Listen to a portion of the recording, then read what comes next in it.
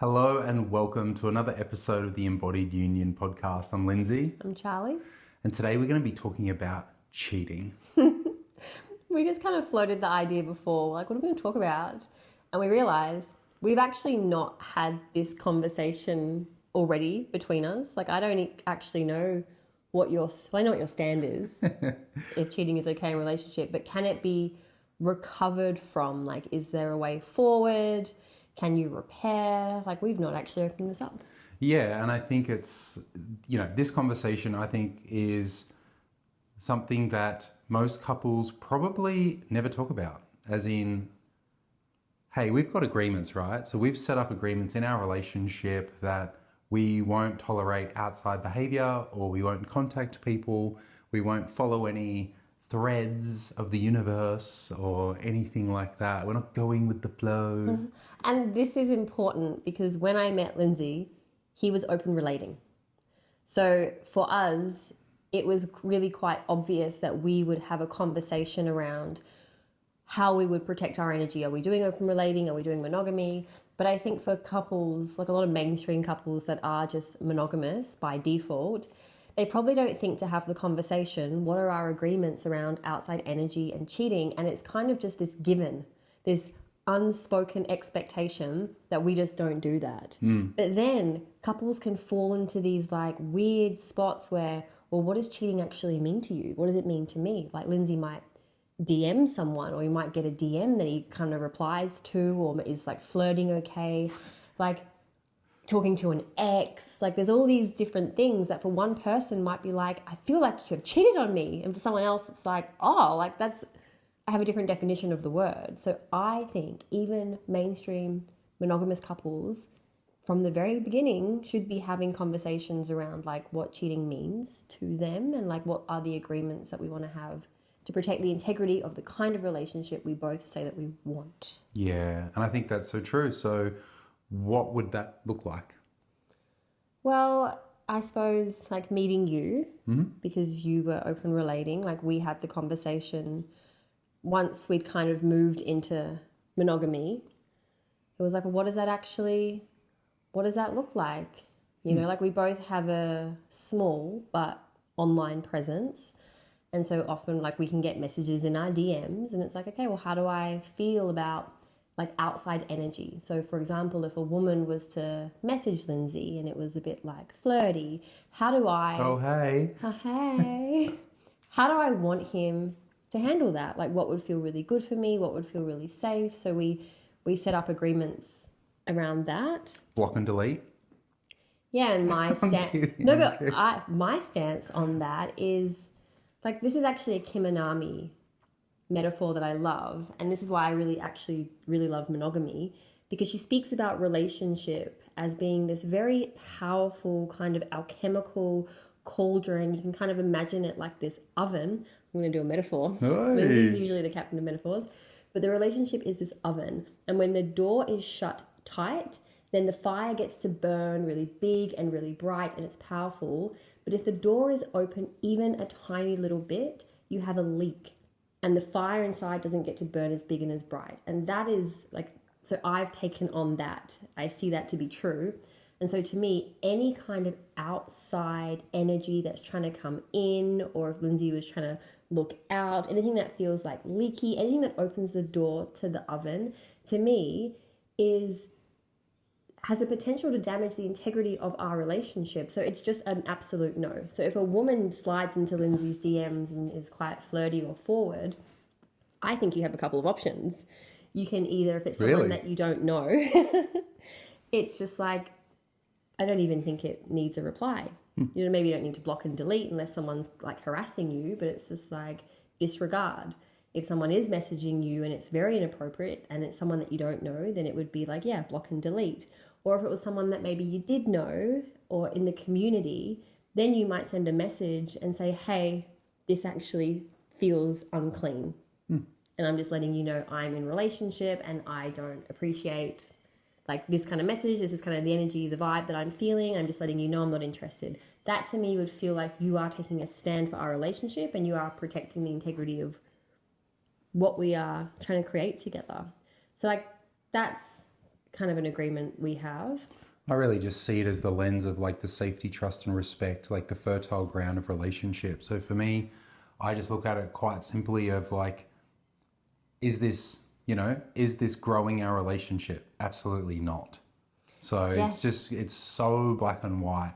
And I think we're going to get to this anyway, but it's like why people cheat, and I think this is the whole Let's get to that. My brain also just wants that on the topic of social media, and I think this is quite prevalent. Like I have women who come to me and they say, my man is liking other women's photos. His feed is like full of women that he doesn't know, and he's commenting or liking. Like to me as well, that question that you just asked, does this protect my relationship? Is this in service to the relationship? That would be a no. Like Correct. It might feel harmless, but is it in service to your relationship? It is so clearly not. It's the same reason that I don't look like we've spoken about this. Obviously, if you're at the gym or you're walking around or you're at a festival or something just like in life, that, you're just at the markets.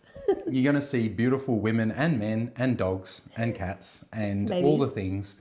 And that's obvious. Like you can't walk around with your eyes shut. So you are going to notice things or see things. Or like appreciate beauty. Correct, absolutely. And feel like, oh, that's an attractive person. Like I think it's okay to have those thoughts. Yeah, I just think that if you are rubbernecking or taking a second glance or whatever it is, you've kind of got to check that as far as like, what is this doing? Like, what am I actually doing here? If my partner was sitting next to me right now on my phone with me, would that be okay? Or if they're in the car with me, would that be an appropriate thing to do? And that's the integrity piece, because it's you are the only person that knows. Mm-hmm. So you might not be physically cheating, might not be actually doing anything, but if you are thinking about it or having intrusive thoughts or ruminating around a person or something, that's something to check out. And to me, that's the oven door is slightly open.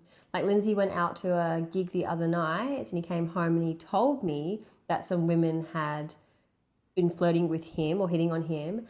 And I just asked him the question. I'm like, if I had been a fly on the wall observing what you said to them or how you behaved, would I be totally fine with your behavior? And he's like, absolutely. So that's the thing. It's like you're going to be in the world, but are you being in integrity with yourself and with the kind of relationship you really want? Totally. I agree.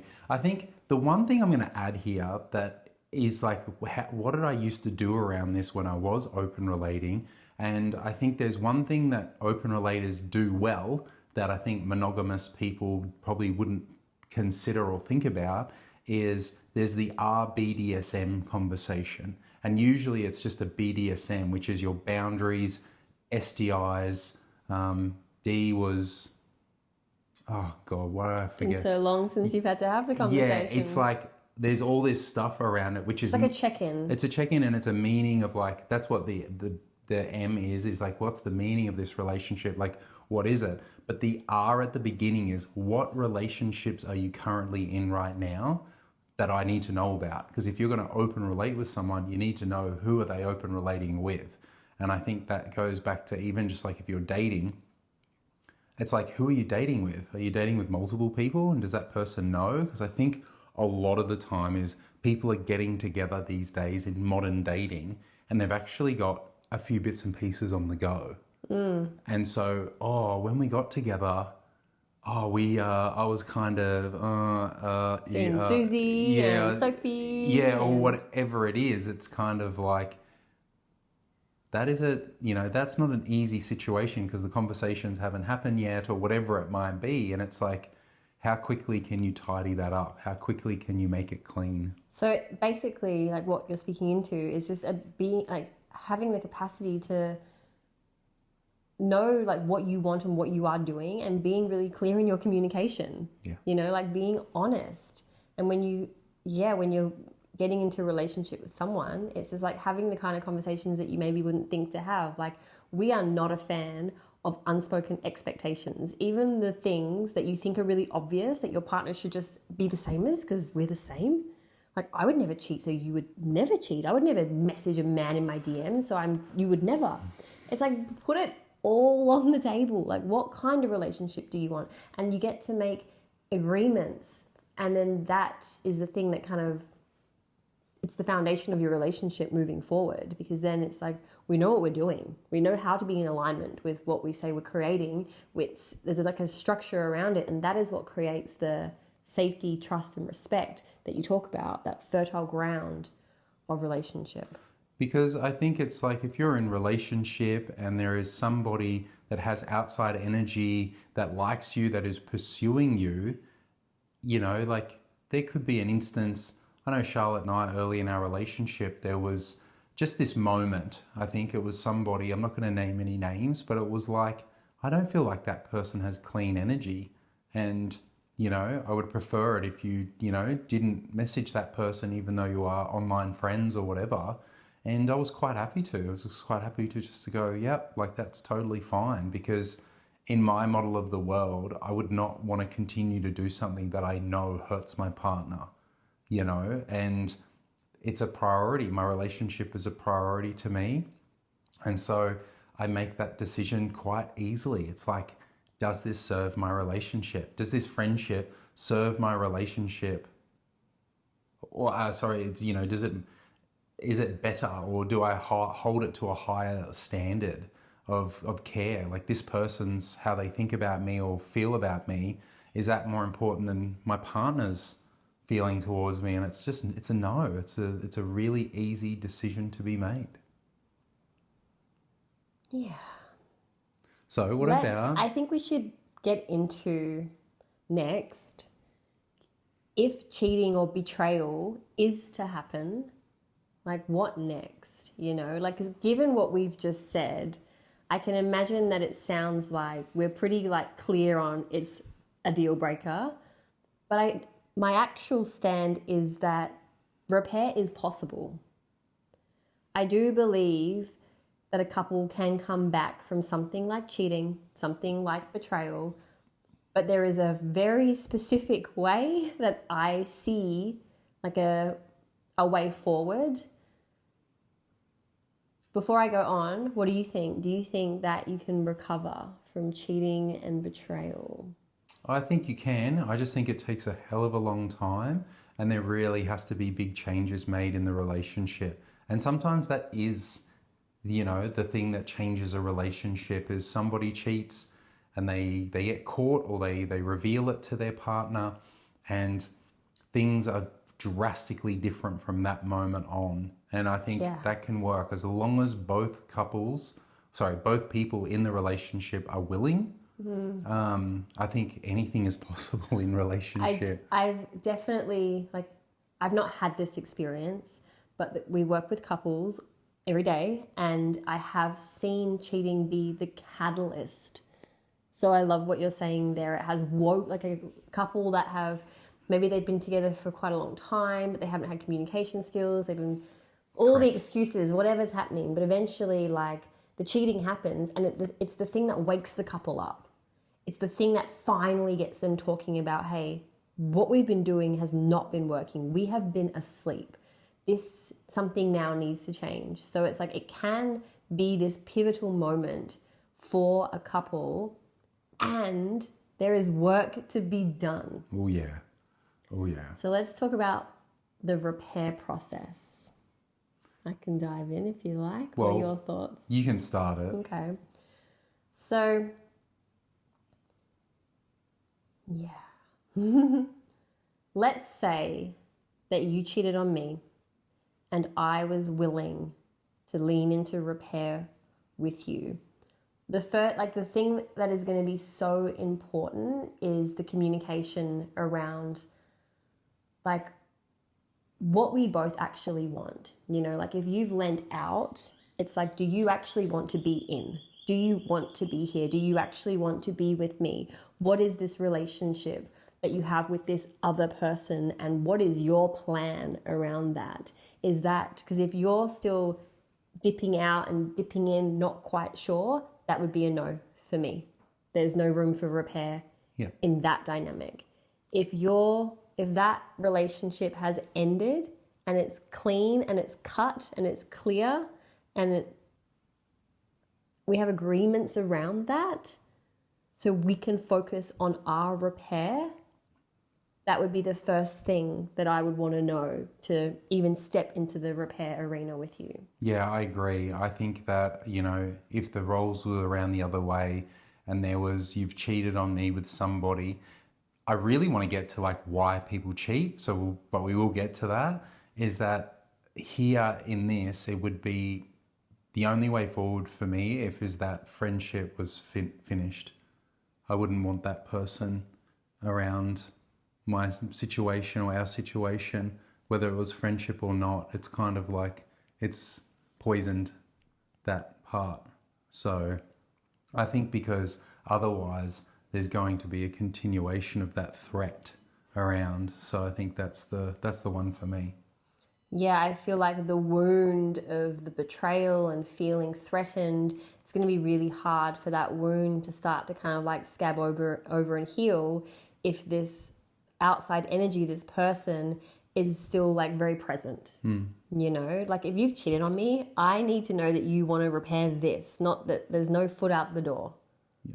So we're in agreement with I think so. First part? I think so. And I think the level of conversation and commitment, like I really see this as like cheating is a result of ineffective skills in relationship in the first place. Yeah, so let's go into the why. Yeah, because to me it's like so often people cheat is because their needs aren't being met in the relationship. And often when you have needs, you either can advocate for them, and you might advocate for them a lot. You might advocate for them in a way that makes your partner wrong. Like, we never have sex, there's not enough intimacy. It's kind of like almost like revealing but blaming. It's not how to get your needs met. Yeah, and so someone that's trying to advocate for their needs does come across as needy, and also comes across as blamey and needy, which is a guarantee for not getting your needs met.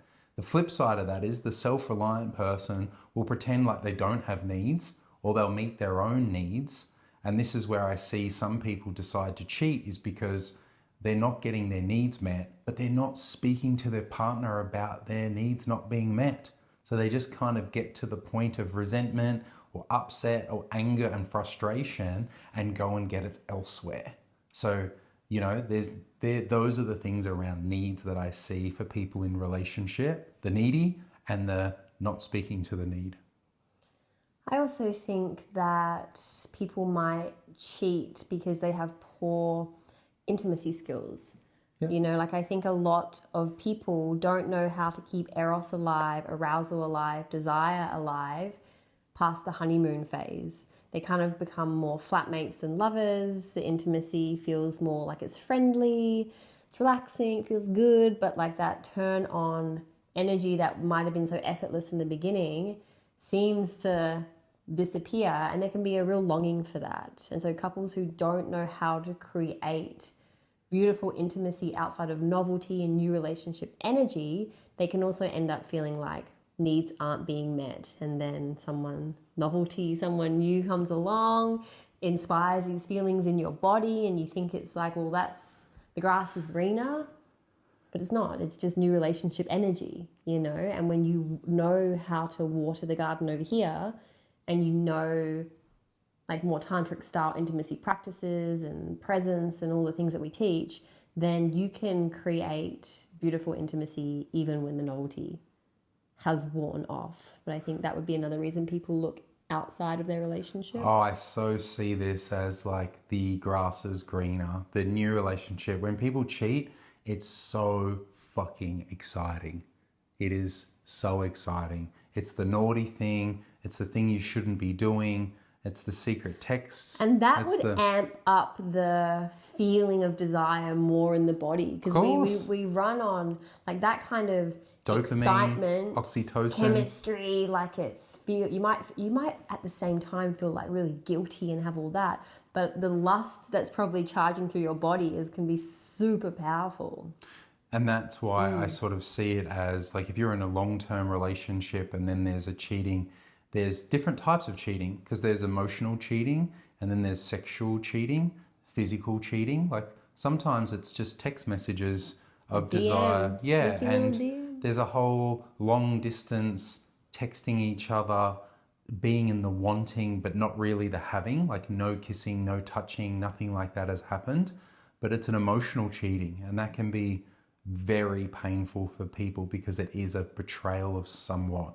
The other thing, obviously, is the physical. Like, you know, the person might go and have a one night stand with someone, they might be drunk and they kiss somebody, and it's just the spur of the moment. It wasn't cheating in the sense of like planned cheating, going away with them on a work trip or something like that, which is far more, I think, has different context to, oh my God, I was so drunk and we ended up kissing and that was it. I've never seen them again. I don't even know them. That was kind of like something that happened. Oh my God, you know? Yeah, there's something about like the affair that feels to me more heartbreaking, because it's like, especially because we're such an advocate for like, talk to me, like we communicate. It would be like you couldn't talk to me. We couldn't work it out. We couldn't have a conversation. Like the premeditated kind of affair. Like cheating is cheating, but it's like I feel like it's harder to forgive. And even if it's just emotional, even if it's this emotional, no physical contact, but it's this like premeditated thing that's built up because you didn't have the balls to fucking talk to me about what was going on for you before it got to that place, be so disappointed. Yeah, and I think that's a big one. And I kind of get the sense too that for a lot of people, they might have actually tried to talk to their partner about it, you know, and they also get shut down. It was kind of like, hey, we've made some agreements. This is not happening. This is not working. You're not here.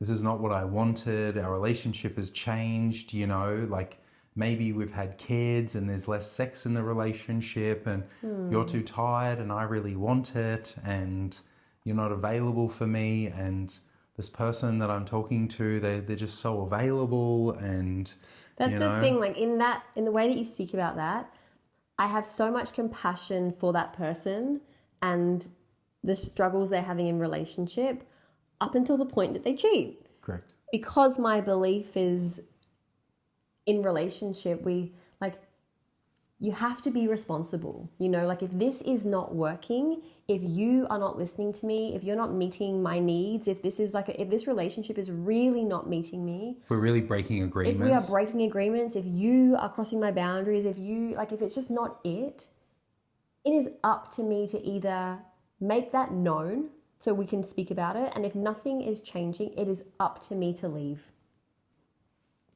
And I get that doesn't fit. It's when someone's sitting in this, well, I don't want to leave. I don't know if I want to leave. I'm not there yet. It's like it's this really, it's sticky, but it's just like you have to be able to take responsibility for your actions. And if I am not enjoying this relationship and you will not work with me and I cannot get my needs met, then I have to choose me before I choose anybody else. Yes. And I think that's the real part, is having the courage to really get to that point. Because I think for so many people, they're trying to make it work and make it work and make it work until they're not, you know, and they've already emotionally checked out or psychologically checked out of the relationship, and they kind of are open for something. I think often I see people, they get blindsided by cheating is because they don't really have the skills in relationship. They think everything is going fine, and then they find out that their partner is cheating, and it's kind of like, yeah, what's your part in creating this pattern to play out? That's true. It's like, even if you are the one that has been cheated on, it's like, you're not squeaky clean. How did you create this dynamic as well? It's not that you should stay if you don't want to stay and like feel like so guilty, like I failed my relationship somehow, but you are responsible for the dynamic. And that could be you're responsible for not seeing the red flags. Correct. And picking a partner that had the capacity to cheat. Or have you really not been available? Like, have you been physically present but like really checked out yourself? Or like there can be so many reasons why, but it's like we are responsible for the dynamic that we are in. I really agree. And even when we're sitting in the seat of like the victim or the pain. yeah, like that's the big one, I think, is just, yeah, really knowing that. And I think coming back to the fertile ground, coming back to the safety, trust, and respect, it's like I have enough safety, trust, and respect in myself to not do that. I'm in integrity and in congruency with myself in this relationship. And I set the standard for myself for the kind of relationship and the kind of man I want to be in relationship. So it's just like, it's a fucking non-negotiable. It's just a non-negotiable for me.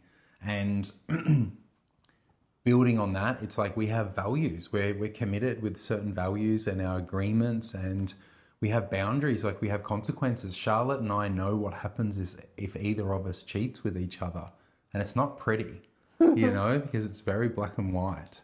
So to me, it's having that safety for the relationship of knowing what the plan is, because the real truth of it is if you don't have a conflict plan and you don't know what to do when this happens, it ends up, you can feel all different ways. Your emotions will then come into play as far as like, oh, Charlotte cheated on me and I'll make it my fault, and then I'll stay and I'll feel guilty, but really I'm mad and I'm fucked off. And so we're trying to get back together and I'm throwing daggers because I'm still hurt by it. And it just feels like a hot mess. So, really being able to own that. And I think there's one other bit that I've come to mind for me is it's almost, I guess it's not cheating, but I think it's the same thing of the betrayal piece is often your partner that you're with now, something from the past will pop up, like what work you did in the past, what past relationships you've had. And I feel like so many people get blindsided and hurt and bring something from the past prior to the relationship into the now to open up the wound for themselves in it. And I've seen this like multiple times in couples, and it's like, how do we keep the energy clean with the person that's with us now? I think that's really important, because we can't really be betrayed by their past. Our partner they're a human and they've done what they've done. It'd be like if Charlotte brought up, like when she was just mad in an argument out of nowhere, would bring up that I've open related and I'm terrible for that. It's kind of like, I don't think that's rational or fair or responsible. Well, in a previous relationship, I had a partner who really could not reconcile the fact that I had been in the adult entertainment industry for 10 years. Like before I had met him, I was a stripper and a naked party waitress. It's part of my past. And for him, he actually that wasn't okay. It wasn't okay for him. And it was a pain point in our relationship. I had to defend my past for just a couple of years before we were like, we got to put this down. Yeah. Because it's like, I am not ashamed or sorry. I'm actually not sorry. I had a really great time. I made a lot of money. It was like, it got me through uni. Like, I don't feel bad about it. And I'm sorry that I can't sit here and apologize to you for my past. But for him, it just kept exposing a wound inside of him around being inferior or not enough. Like it triggered something in him that I was not responsible for. Yeah. And so, yeah, I really think that's a good point. Yeah, I just think about that because it's a betrayal, right? Some part of them feels betrayed or inadequate or whatever it is. And it's the same thing. And I think too, it's just like, if you've cheated and you want to get back with that person, you have to show enough remorse as well. Like, if you've cheated and you want to get back with your partner that you've cheated on. Yeah, like giving them the space and the time necessary and needed to be able to grieve that. It's often, I sort of see that there could be a scenario in which the person that's cheated kind of is like, well, it happened and it was kind of your fault and we should just get over it. We should just move on. I really like to just move on and get back together and it all come back to being good again. And I think repair needs to happen over time. We can't rush that uncomfortableness. I'm glad that we've cycled back to this because we kind of started talking about how to repair and then went into why does cheating happen. Yeah. But I think this is really important. It's like when you're the one that has cheated or betrayed, and this is actually like I have cheated in the past, and I can't even remember if it's cheated. There's something like I've been the bad guy in relationship, and I've told my partner what I've done, and because I feel so guilty and so ashamed of myself, I cannot give my partner space to be in their grief and their anger and their process around being betrayed, because I can't sit with what it brings up in me. So I would make comments like, oh, I thought we were over this. I thought we were done this. Can't we just put this behind us? How many times do we have to talk about this? And it's like, that was because I could not sit with my own shame.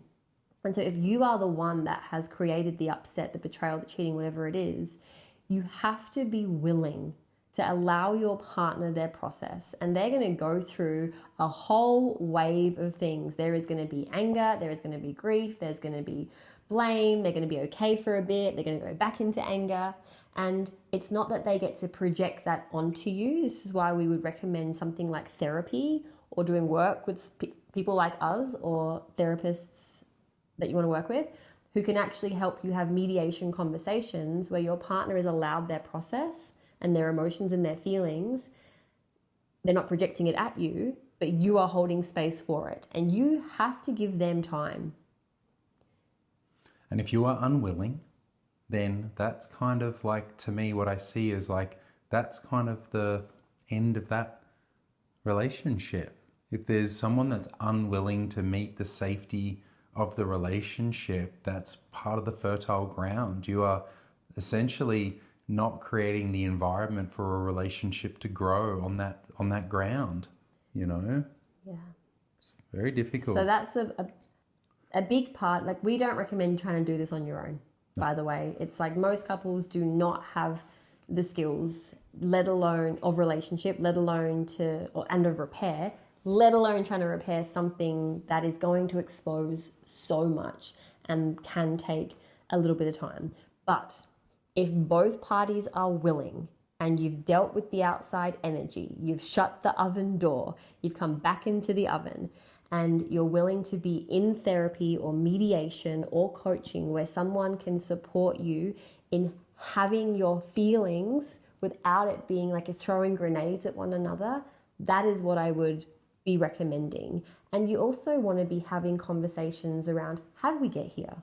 Like, how did we end up in this place? Correct. And then moving forward, you want to be making sure that you are learning and in the practice of relational skills. So you, moving forward, have a clean as you go policy. So nothing like this can happen again. And then you'd be making new agreements around, all right, what was unspoken that we now need to speak about that we have in place, so we know that we're on the same team and we're moving in the same direction. So that's kind of what I feel would be the repair plan. Would you add anything to that? No, I think that's basically it. Giving it, sometimes it might need a time frame or something, but I think it's really hard to sort of decipher that. I think too, when you've got things like kids and, you know, often, yeah, we could keep going for hours about this because it's like the complexity of what it means, what's the consequences, you know, the feelings of guilt, you know, like when do you forgive yourself, by how long, those sorts of things, because, you know, it's a big process. I want to add that there does need to be a patience and a compassion.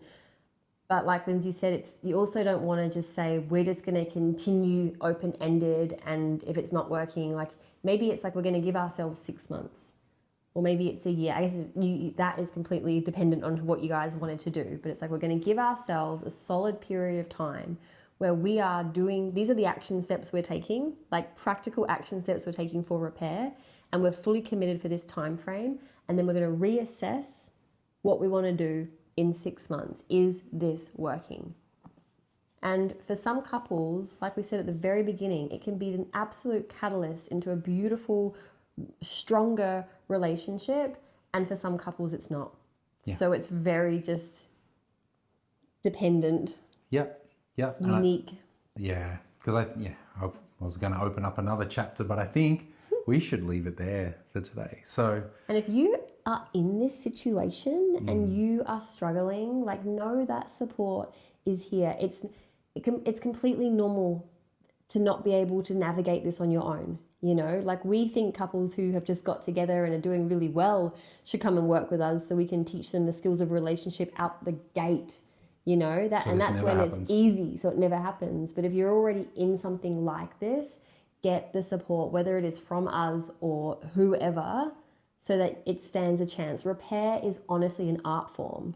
We were not taught it. Yeah, and I think that's why I'm always a big fan, or I truly believe that it's worth trying to repair, because you're going to learn new skills, you're going to be setting the new standard, and those skills in relationship are interchangeable. Unfortunately, that's the case, is like, hey, you might learn a bunch of things, but it might be for that next relationship, and maybe that's life sometimes, and that's the way it goes. I think that's a really good point, and maybe it gives some hope to people if they're like, fuck. It's like, try and repair if you want to. If you love the person, if you think you can, it's like, give it a go, because the skills will map across for a lifetime. Absolutely. Well, if you want to follow me on Instagram, it's Lindsay B. I am Charlie S. Hannah on Instagram, and Embodied Union is the other one. All right. Thanks, Thank you, Greta. sweetheart. I'm glad we're on the same page.